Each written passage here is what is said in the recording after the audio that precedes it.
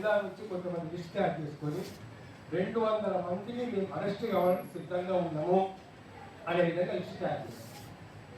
Arrest చేసుకొని మీరు మీరు ఇష్టం ఒక్కరోజు లోపల ఉండండి, సాయంత్రం దాకా లోపల ఉండండి, దుర్మార్గులు దాచుకొని 8 రోజుల దాకా మీరు లోపల పెట్టాలి, పెట్టడానికి పర్వాలేదు, దానికి సిద్ధమైనండి, దానికి సిద్ధమైన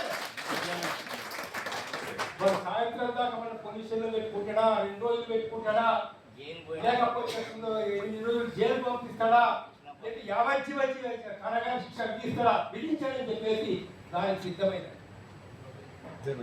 ఒక 100 మంది 200 మంది లిస్ట్ చేసుకుంటే 100 మంది అరెస్ట్ అవుతారు. దానిలో కూడా దానికి సిద్ధమైన వస్తేనే నాకు జీవితంలో తెలిసింది ఒకటండి, పొయ్యి మీద మనం బియ్యం పెట్టిన తర్వాత చాయ్ గడ్డి పెట్టిన తర్వాత కింద మంట పెట్టకపోతే ఉడుతుంది.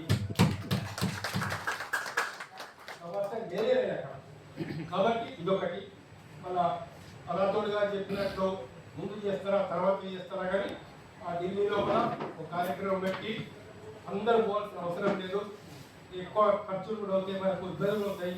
ఓ 10 మంది 20 మంది పోయి ఖర్గే గారికి ఇంటికి మాటలకు పోయి సాయంత్రం దాకా అక్కడ ఉండి కావాలంటే ఆయన ఉన్నాడు ఢిల్లీలో ఏ విషయం తెలుసుకొని ఆయనకు మెమోరాండం ఇచ్చేసి రావడము, రాహుల్ గాంధీ గారు కూడా కలుసుకునే ప్రయత్నం చేయడం. అక్కడ లేదు ఆయన చెప్పినట్టు కన్సల్ట్ మీటింగ్ మీరు అక్కడ కాన్స్టిట్యూషన్ క్లబ్ లోపల ఒక మీటింగ్ పెట్టుకునే ప్రయత్నం చేయండి. అవకాశం ఉండి వీలైతే నేను కూడా వస్తా, నారాయణ సమస్య కాదు అక్కడ, ఇది కంపల్సరీ చేయాల్సిందే. అక్కడి నుంచి అక్కడ మొదలు ఎక్కడ చేయాలా, ఇక్కడ కూడా చేయాలా. అయితే మనం ఒక శాంతియుత పద్ధతిలో మనం చేయాలా. దౌర్జన్యం ఏదైనా చేస్తే ప్రభుత్వం చేసింది దానికి రావాలి కానీ మనం మటుకు చేయొచ్చు. కొడితే వాడు కొట్టని మనం పడదాం, ఇక కాంగ్రెస్ వారే ఉన్నారు ఇక్కడ, ఆల్రెడీ ముందు పెడదాం అవసరమైతే, తెలిసిందా.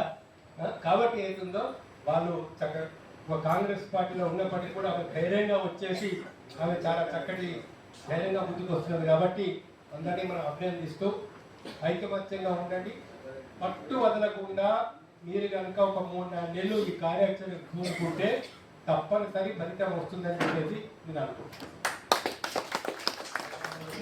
ఇంకా ఇంకొక విషయం కూడా ఉంది, ఏదో నిరాహార దీక్ష చేయడము, ఆమరణ దీక్ష చేయడం, దానివల్ల అనవసరంగా మన వల్ల ఆరోగ్యం చెడిపోవడమే తప్పించి దాని పెద్ద ఉపయోగం అంటూ ఏమీ లేదు. ఆమరణ దీక్ష పెట్టుకోవద్దు, ఆయన కూడా చెప్పాలా వాళ్ళకు, అది అవసరం లేదని అవసరం అనుకుంటే చేద్దాం.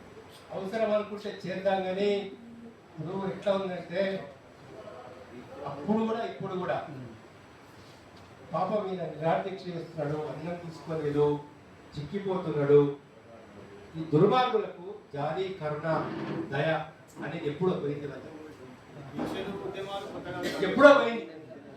అయితే వీళ్ళ వల్ల నాకు నష్టం జరుగుతుంది అనుకున్నాం, వీళ్ళ వల్ల నాకు నష్టం జరుగుతుంది, రేపు తెల్లారి అప్రతిష్ట వస్తుంది, నాకు బదనామవుతా నేను అనుకుంటేనే భయం అన్న ఉండాలా, భక్తి అని ఉండాలా.